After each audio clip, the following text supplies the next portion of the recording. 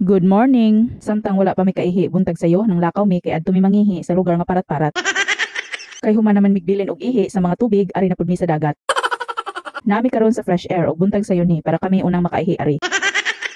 Tanan ninyong makita nga lubi, ako na akong inangkon.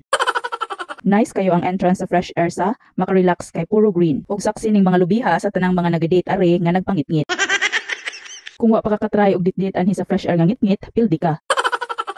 Among sulayan dinhi kung fresh ba jud ang ilang air. Kay dito sa akong gipuy-an, bahong lapok. Di ko sure kung gikan ba sa baba or gikan ba sa nipa.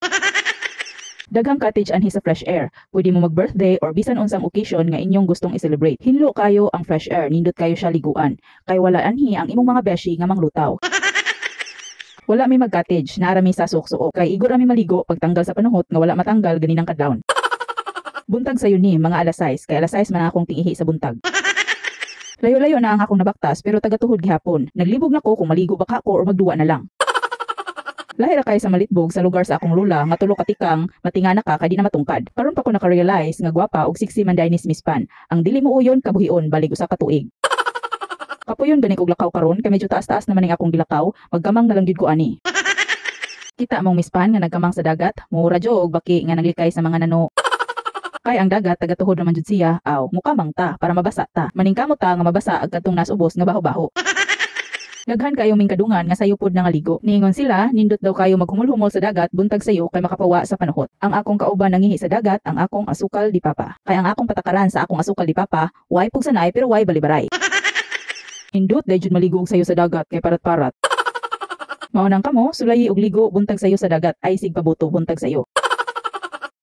Gabi ning tanaw mi og Shark Under Paris nga movie. So na-inspired me about shark. So karon di ano mis dagat nagpa-shark. Kini nga video purely kiat-kiat ra jud ni ha. Ayaw gyud mo pag-expect sa akong video nga mag-cooking tutorial ha kay wala apil sa kontrata. So mangita mig shark. Mangita mig shark, asa ra mo shark, di ano kayo pang laog ninyo. Dako-dako ra ba ni? So tubo. Kiat kaysa, ikaw balagi hapit na magsikwenta kung di pa ka magkiniat.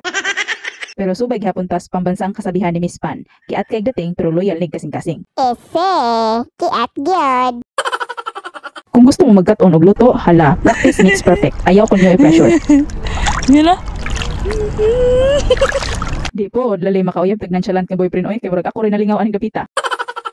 Siya, huwag pakialam kung ang bating tapot na ba siyang likod. Nakita ninyo kung amo magpiyong nga nagpractice siya og utong-utong. Kay para taas daw siya utong makadlawon. Ay, ako gilong-gilong kami.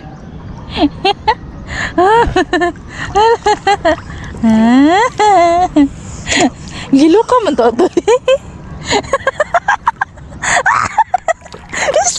Ese, ang kuna na lang good, nga gikilig pud ka. Kung wa kagiti ka ana niya, hala sagpaa. Padung na may uli pero nagkamang gihapon siya. Bantay bitaw di ko kamangon ha.